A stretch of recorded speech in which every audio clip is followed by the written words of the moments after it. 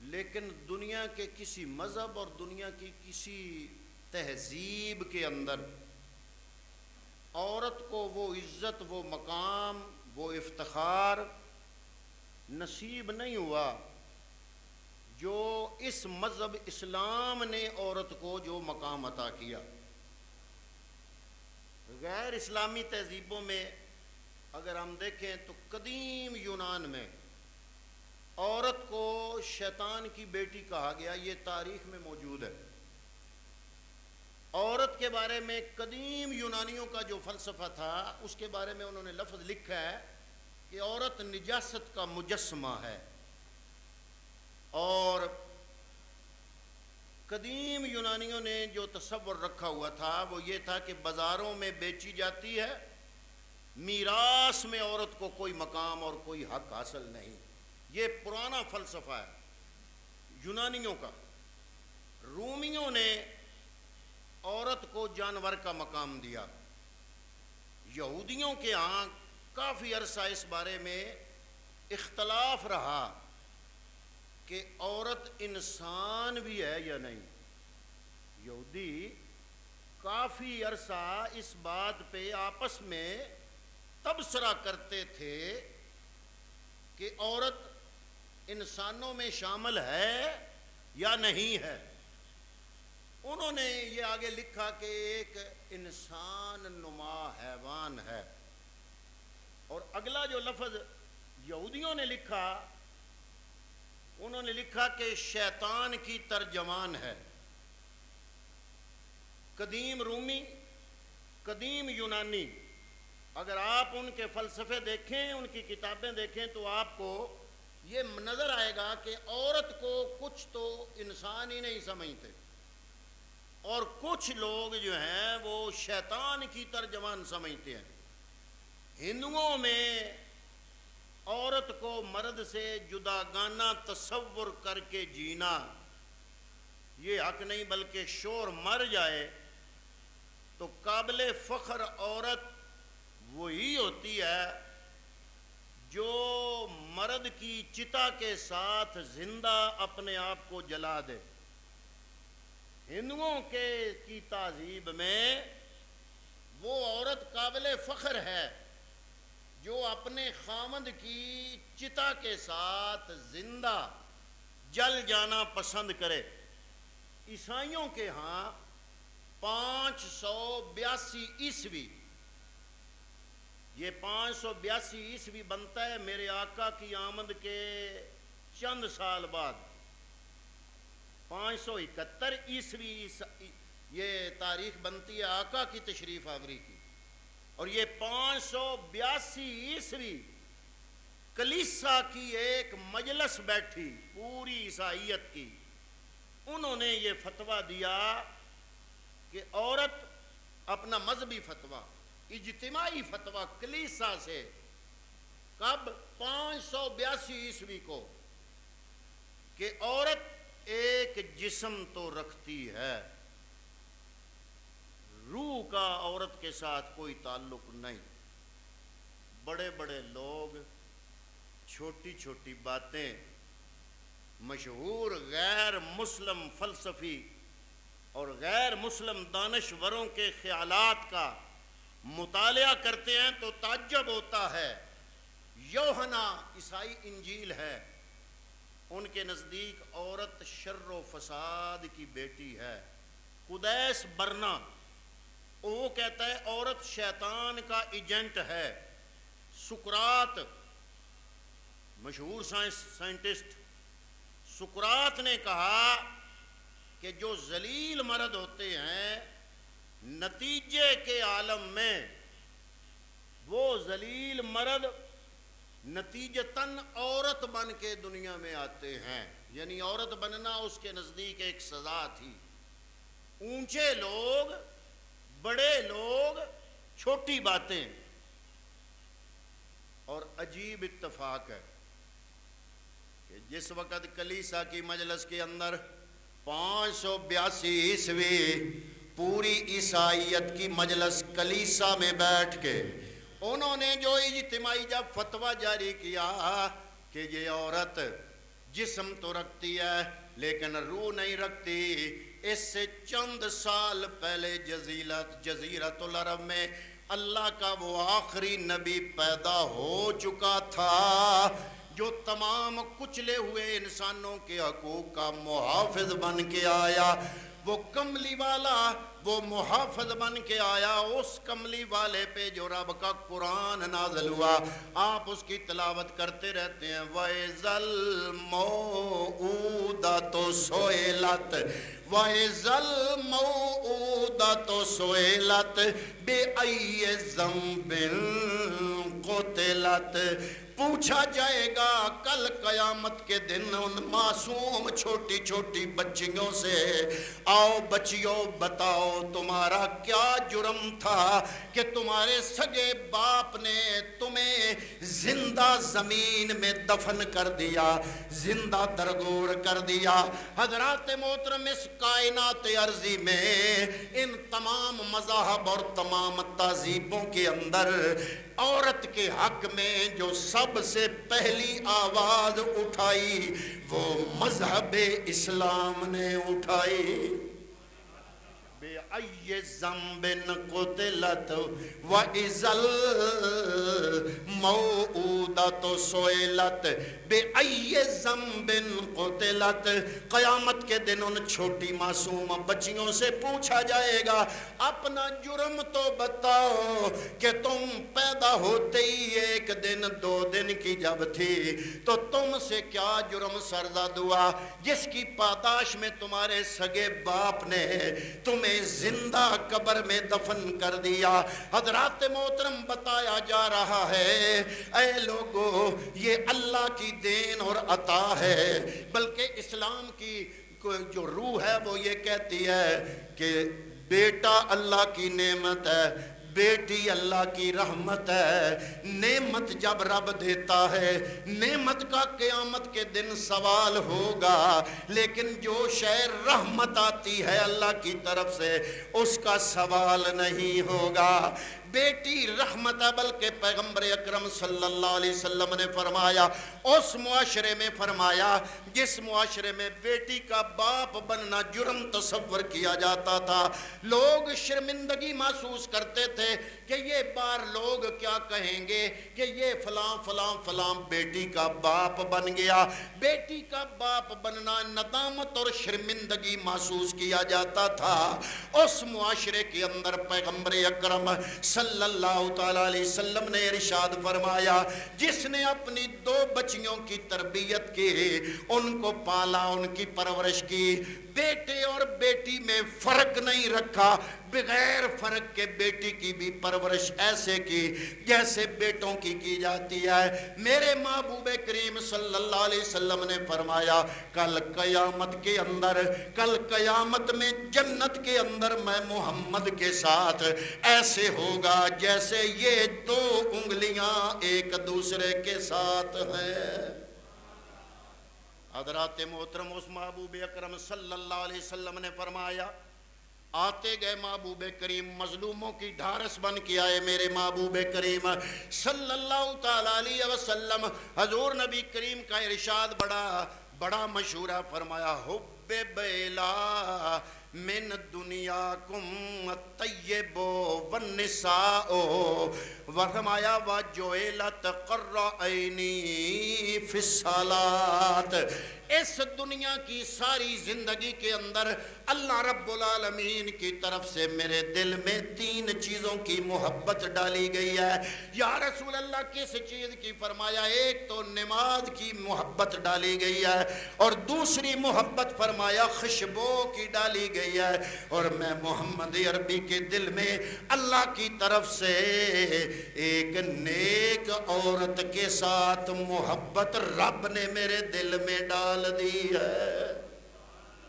آپ ذرا تصور کریں، ذرا اندازہ کریں کتنی تبدیلی ہے۔ ایسے معاشرے کے اندر ایک نئی بات کرنا کتنا مشکل ہوتا ہے۔ جس معاشرے کے اندر زید کہے کہ میں نے بیٹی کو دفن کر دیا، لوگ واہ واہ کرے۔ بکر کہے میں نے 2 بیٹیاں دفن کر دی، لوگ واہ واہ کرے۔ تیسرا سننے والا اسلم کہے کہ میں نے 5 بیٹیاں زندہ درگور کر دی، لوگ واہ واہ کرے۔ عمر، بکر، زید، اسلم، اکرم کہے میں نے 7 بیٹیاں جناب زندہ درگور کر دی، لوگ اس کے لیے واہ واہ کرے۔ ایک فخر سمجھا جاتا ہے جس معاشرے کے اندر، اس معاشرے میں بالکل الٹ بات کرنا۔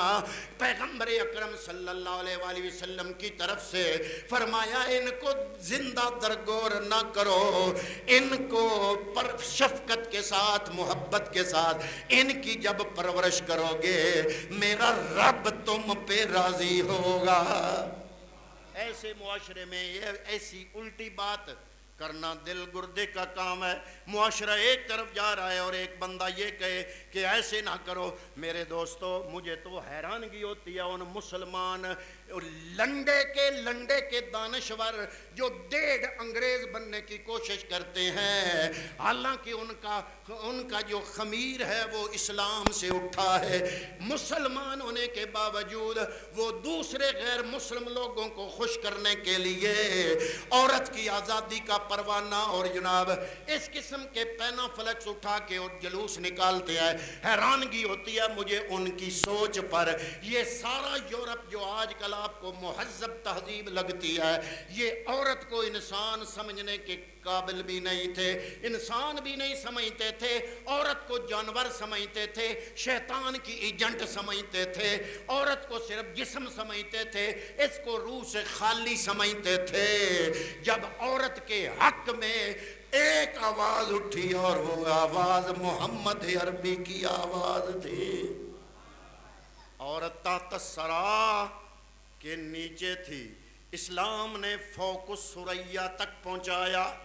عورت گرد راہ تھی، اس کو سرمۂ چشم بنا دیا۔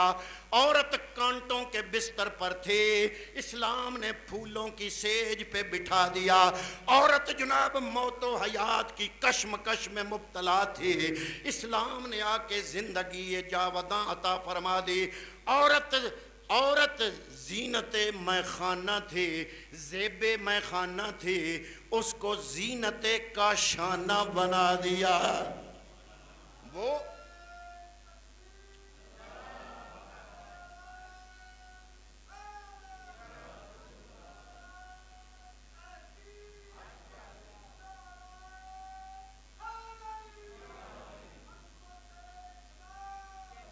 یہ غیر مسلموں کی ترقی یافتہ جو آج آپ کو چکا چوند ان کی نظر آتی ہے، جب اسلام آیا یہ جانوروں سے بدتر مخلوقات تھی، یہ جنگلوں کے جانوروں سے بھی بدتر زندگی گزارنے والی یورپی قوم تھی۔ یہ امریکن لوگ، یہ یورپی لوگ، ان کو زندگی گزارنے کا پتہ کوئی نہیں تھا۔ یہ عورت کو انسان سمجھنے کے لیے بھی تیار نہیں تھے۔ ان کے بڑے بڑے فلاسفر جو ہے آپس میں بحث کرتے تھے کہ عورت شیطان کی ایجنٹ ہے یا خود شیطانی طاقت ہے، اس کو انسان نہیں سمجھتے تھے۔ حضرات محترم اس وقت جب دنیا کی تہذیبوں میں عورت تحت الثری سے نیچے تھی، اسلام نے فوق ثریا پر پہنچایا۔ عورت گرد راہ تھی، سرمۂ چشم بنا دیا۔ عورت کانٹوں پہ بستر پر تھی، اسلام نے پھولوں کی سیج پہ بٹھا دیا۔ عورت موت و حیات کی کشمکش میں مبتلا تھی، اسلام نے آ کے زندگی عطا کی۔ عورت جو ہے وہ زیب میخانہ نائٹ کلبوں کی زینت اور زیب تھی، زیب میخانہ تھی، اسلام نے زینت کاشانہ بنا دیا، گھر کی زینت بنا دیا، پامال تھی با کمال بنا دیا، برباد تھی ناشاد تھی، شاد کیا آباد کر دیا۔ عورت کو 4 مقام دیے اسلام نے۔ پہلے بیٹی کا درجہ دیا تو شفقت دی ایسی کہ دنیا کے اندر کسی مخلوق کو وہ شفقت نصیب نہیں ہوئی۔ جب بیوی بنی تو دنیا کا کوئی مذہب یہ مقام نہیں دیتا، اسلام نے کہا کہ تیری بیوی تیرا آدھا ایمان ہے، باقی آدھا خود حاصل کرو، آدھا رب نے بیوی کی صورت میں دے دیا۔ اتنا کوئی مذہب عورت کے حق میں بولتا ہے۔ پھر مسلمان عورتیں، حیرت کی بات ہے کہ شہروں کی سڑکوں پہ پینا فلیکس اٹھائے، عورت کے حقوق اور حقوق نسواں کی جنگ تو وہ معاشرہ لڑے جنہوں نے عورت کو ایک شو پیس بنایا ہے، ایک ماڈل، کوئی ان کی ایڈورٹائزمنٹ، کوئی ایڈ، کوئی تشہیر ننگی عورت کو دکھائے بغیر مکمل نہیں ہوتی۔ تم نے عورت کو تماشا بنایا، اسلام نے عورت کو عزت کا تاج عطا کیا۔ پھر اگر کوئی کہے کہ جناب آزادی اس کا نام ہے کہ جو شے جس کا وہ اس کا جسمی تقاضا نہیں کرتا وہ اس کو دیں تو آزادی ہے۔ نہیں جی، عورت اور مرد کو برابر کے حقوق ہونے چاہیے۔ میں نے کہا چلو اگے 2 بچے اس پیدا کیتے نہ، اگلے سال تو 2 کر، برابری تے تاں ہی ہے۔ حضرات محترم، جیسا جسم ویسی طبیعت، عورت کا جسم ہی رب نے ایسا بنایا، اس پہ شرم و حیا کا زیور اس جسم کو مزید خوبصورت بنا دیتا ہے۔ مرد کا جسم ہی اور ہے، مرد کا جسم اور چیزوں کا تقاضا کرتا ہے، عورت کا جسم اور چیزوں کا تقاضا کرتا ہے۔ عورت کو گھر کی عزت بنا دیا اور خامند کا نصف ایمان بنا دیا، اور عورت کا خرچہ، ذمہ داری اور سارے فرائض اسلام نے مرد کے ذمے لگا دیے۔ ایک خاتون حضور نبی کریم صلی اللہ علیہ وسلم کی بارگاہ میں حاضر ہوئی، عرض کرتی ہے یا رسول اللہ، یہ ذہن میں رکھنا معاشرہ کون سا ہے جہاں عورت کو زندہ درگور کیا جاتا ہے، بچی کو، وہ معاشرہ ہے۔ آئی حضور کی بارگاہ میں، مسلمان ہو گئی تھی، یا رسول اللہ میرا باپ، میری شادی اس نے اپنے بھتیجے سے کر دی، میری مرضی کے خلاف کر دی۔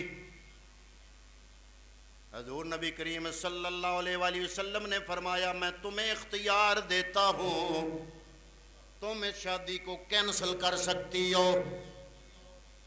میں شریعت والا نبی، میں تمہیں اختیار دیتا ہوں، میں تیری شادی کو فسخ کر سکتا ہوں۔ لیکن وہ بولی انا یا رسول اللہ صلی اللہ علیہ وسلم، اب جو میرے والد نے میرے بارے میں جو فیصلہ کیا مجھے قبول ہے، میں اسی کے ساتھ زندگی گزاروں گی جدھر باپ نے بھیجا۔ لیکن سن لو، ان لیسا للآبائے من الامر شیء، فرمایا آبا و اجداد کو موجب جیسی پر جبر کا کوئی حق نہیں ہے۔ تو اس معاشرے میں یہ آواز اٹھا رہی ہے جس معاشرے میں پتہ نہیں کس طرح یہ ان زندہ درگور ہونے والی بچیوں میں سے بچ گئی تو عورت بن گئی۔ اس معاشرے کے اندر یہ آواز کس بیس پہ اٹھا رہی ہے؟ پیچھے طاقت کیا ہے؟ بولو، اسلام کی طاقت ہے۔ جب عورت پس رہی تھی اس وقت اسلام کی طاقت استعمال کر کے عورت یہ لفظ بول رہی ہے. حضرات محترم حضور نبی کریم صلی اللہ تعالی علیہ وسلم نے فرمایا انما الدنیا متاع ولیس من متاع الدنیا افضل من المرأة الصالحہ. فرمایا یہ دنیا ایک متاع ہے، ساری دنیا سونا چاندی ڈالر ریال پاؤنڈ روپیہ ٹکا جو بھی نام دے لو، کرنسی کا ریال دے لو، درہم دے لو، دینار دے لو، پاؤنڈ دے لو، سونا کہہ لو، چاندی کہہ لو، متاع ہے دنیا کی. پیغمبر اکرم فرماتے ہیں انما الدنیا متاع، یہ دنیا ایک متاع ہے. وَلَيْسَ مِن مَتَاعِ الدُّنْيَا أَفْضَلُ مِنَ الْمَرْأَةِ الصَّالِحَةِ. فرمایا یہ دنیا کی ساری متاع نیک عورت سے افضل نہیں ہو سکتے. بیوی بنایا تو عزت کا تاج پہنا دیا، اور جب رب نے اولاد سے نوازا تو کیا ہوا؟ اللہ رب العالمین نے اس اولاد کی جنت کو ماں کے قدموں میں رکھ دیا. اور پھر بہن بنایا تو بھائی کا خوبصورت سا محافظ رشتہ بنا دیا. یہ 4 رشتے عورت کو تقدس فراہم کرتے ہیں. پھر اگر اسلام یہ کہے، قرآن یہ کہے کہ تمہاری بناوٹ ایسی ہے کہ تم چھپ کے رہو، پردہ کرو، دوسری تہذیبیں یہ سمجھتی ہیں کہ یہ عورت کے حقوق کی تلفی ہے کہ اس کو پردہ کرایا جائے، یہ حقوق کی تلفی سمجھا جاتا ہے. حالانکہ اللہ نے سورہ نور کے اندر واضح انداز میں جہاں پہ زنا کی آیات کا اللہ تعالیٰ نے اس میں سزا جاری فرمائی، اس میں پردے کے احکامات بلکہ ایک دوسرے کے گھروں میں داخل ہونے کے ساری ہدایات رب نے قرآن میں دے دی. فرمایا یا ایھا الذین آمنوا، ایمان والو، لا تدخلوا بیوتا غیر بیوتکم، اے ایمان والو دوسرے کے گھروں میں حتی تستانسوا وتسلموا علی اہلہا، اے ایمان والو دوسروں کے گھروں میں بغیر اجازت اور بغیر ان کو سلام کیے داخل نہ ہوا کرو. یہ اسلام نے چادر 4 دیواری کا تحفظ کا حکم دیا.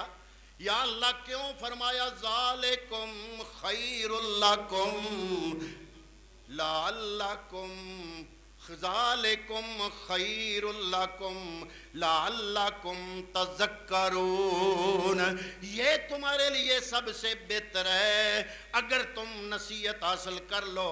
آگے فرمایا فَإِن لَّمْ تَجِدُوا فِيهَا أَحَدًا فَلَا تَدْخُلُوهَا، اگر کوئی گھر والا نہ ہو تو گھر میں پھر بھی داخل نہ ہو. حتیٰ یوزن لکم، یہاں تک کہ وہ تمہیں اجازت نہ دے دے. وَإِنْ قِیلَ لَکُمْ ارْجِعُوا، اگر وہ تمہیں کہے کہ میں آرام کر رہا ہوں یا میں اس وقت تم سے مل نہیں سکتا تو ضد دروازے پہ نہ لگاؤ.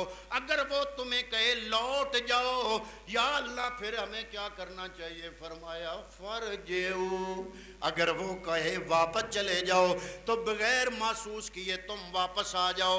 کیوں؟ اس لیے ہو سکتا ہے وہ کسی ایسی پوزیشن میں ہو وہ تم سے ملاقات نہ کر سکتا ہو، اور جس اسلام کو وہ ماننے والا ہے یا تم ماننے والے ہو وہ اسلام ہر مسلمان کی چادر اور 4 دیواری کے تحفظ کا خیال رکھنے کا حکم دیتا ہے.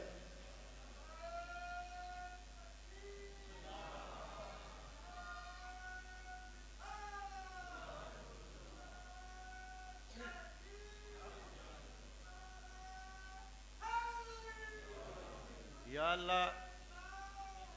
اللہ اگر ضروری کام ہو تو پھر وہ کہے لوٹ جاؤ تو پھر فرمایا فارجعوا، لوٹ جاؤ.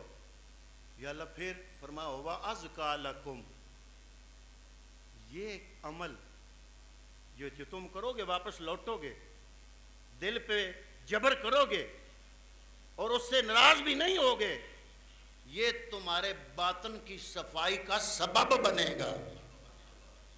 دیکھو یہ نفسیاتی وجوہات بھی ساتھ ساتھ اللہ کے قرآن نے بیان کر دی. فرمایا واللہ بما تعملون علیم، اور اللہ تمہارے کاموں کو خوب جاننے والا ہے۔ آگے فرمایا اے لوگو یا ایھا الذین آمنو، اے ایمان والو، لے یستأذنکم الذین ملکت ایمانکم والذین لم یبلغوا الحلم منکم۔ قرآن ہے، سورہ نور ہے۔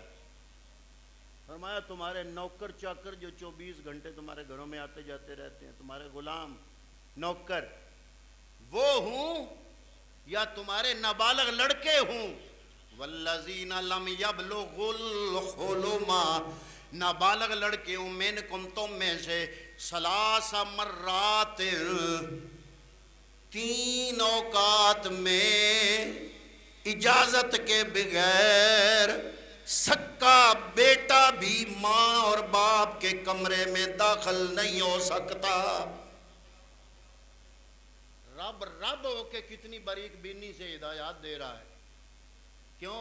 اگر میاں بیوی اپنے کام میں مصروف ہیں، اپنا بچہ اندر داخل ہو گیا تو اس کے ذہن میں جو ایک خوبصورت سا تصور والد اور والدہ کے بارے میں ہے، وہ جو بت ادب کا مجسمہ بنا ہوا ہے اس کے دماغ میں، وہ پاش ہو جائے گا۔ جی اس لیے بچہ چاہے تمہارا اپنا ہو، چاہے نابالغ بھی ہو، گھر میں نوکر چاکر بھی ہوں، کمرے میں داخل 3 اوقات بتا دیے، فرمایا ثلاث مرات، 3 اوقات میں یہ اپنے بچے بھی بغیر اجازت کے اندر داخل نہیں ہو سکتے۔ یا اللہ وہ کون کون سے اوقات ہیں؟ فرمایا من قبل صلاۃ الفجر، فجر کی نماز سے پہلے، فرمایا وحین تدعون ثیابکم من الظہیرۃ، ظہر کے وقت جب تم اپنے فالتو کپڑے اتار کے آرام کر رہے ہوتے ہو، 2 ٹائم عشاء کی نماز کے بعد کا وقت، یہ 3 وقت رب نے قرآن میں بیان کر دیے۔ فرمایا سکا پتر اور بیٹا بھی اپنے ماں اور باپ اور بہن کے کمرے میں بغیر اجازت کے ان اوقات میں داخل نہیں ہو سکتا۔ آپ اندازہ لگاؤ اگر ہم اسلام کی ہدایات کے مطابق عمل کریں تو اللہ تعالیٰ کی طرف سے کتنی خوبصورت ہدایات اللہ رب العالمین نے ہمیں اس بارے میں عطا فرما دی ہیں۔ فرمایا آگے سارا یہی ہدایات ہیں، ثلاث عورات لکم لیس علیکم ولا علیہم جناح بعدہن، ان 3 اوقات کے علاوہ تمہارے سگے پتر، اپنے گھر کے رہنے والے اور تمہارے نوکر چاکر، ان پر کوئی حرج نہیں اگر بغیر اجازت کے بھی آئیں ان 3 اوقات میں۔ کیوں؟ اس لیے کہ طوافون علیکم بعضکم علی بعض، تم ایک دوسرے کے گھروں میں اکثر آتے جاتے رہتے ہو۔ کذالک یبین اللہ لکم الآیات واللہ علیم حکیم۔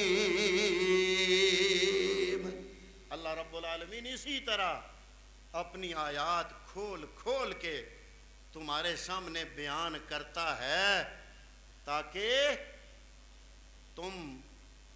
تمہاری بہتری ہو جائے، تمہاری بہتری اور ہدایت کے لیے۔ اگلی آیت بھی پڑھ دوں، وَإِذَا بَلَغَ الْأَطْفَالُ مِنْكُمُ الْحُلُمَ فَلْيَسْتَأْذِنُوا كَمَا اسْتَأْذَنَ الَّذِينَ مِنْ قَبْلِكُمْ كَذَلِكَ يُبَيِّنُ اللَّهُ لَكُمْ آيَاتِهِ واللہ علیم حکیم۔ یہی بیٹے جب بالغ ہو جائیں تو بلوغت کے بعد بھی ایسے ہی اجازت لے کے آئیں۔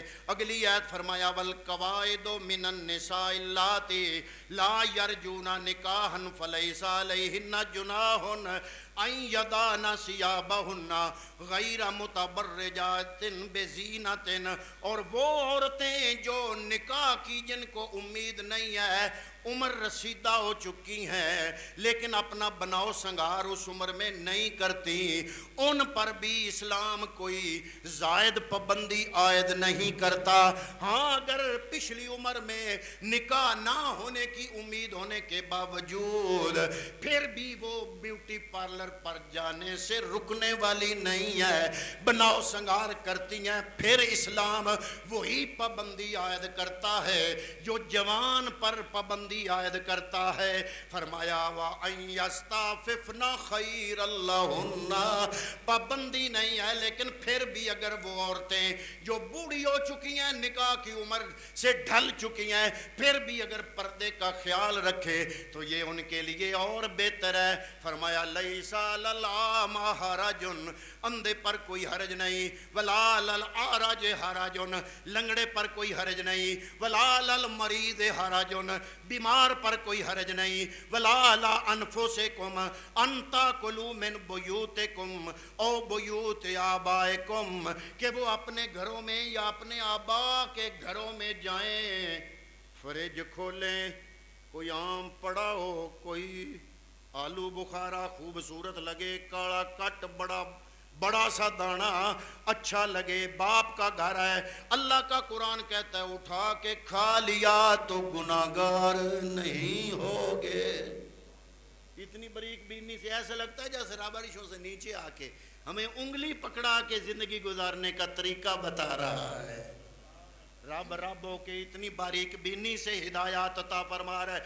فرمایا او بیوت لا علی انفسکم ان تاکلوا من بیوتکم، تمہارے گھروں میں، او بیوت آبائکم، یا تمہارے باپ کے گھروں میں، او بیوت امہاتکم، یا تمہاری ماں کے گھروں میں، او بیوت اخوانکم، یا تمہارا بھائی کا گھر ہو، او بیوت اخواتکم، یا تمہاری بہن کا گھر ہو، او بیوت امامکم، یا تمہارے چاچا کا گھر ہو، او بیوت اماتکم، یا تمہاری خالہ کا گھر ہو، او بیوت اخوالکم، یا تمہاری خالہ یا چاچی کا گھر ہو، او بیوت خالاتکم، تمہاری خالاؤں کا گھر ہو، او ما ملکتم مفاتحہ او صدیقکم، یا تمہارا بیسٹ فرینڈ لنگوٹیا یار اس کا گھر ہو، یا اس گھر کی چابیاں تمہارے پاس ہوں، گھر کے اندر داخل ہو، سامنے فروٹ پڑا ہے، کوئی شے اٹھا کے اگر کھا لیتے ہو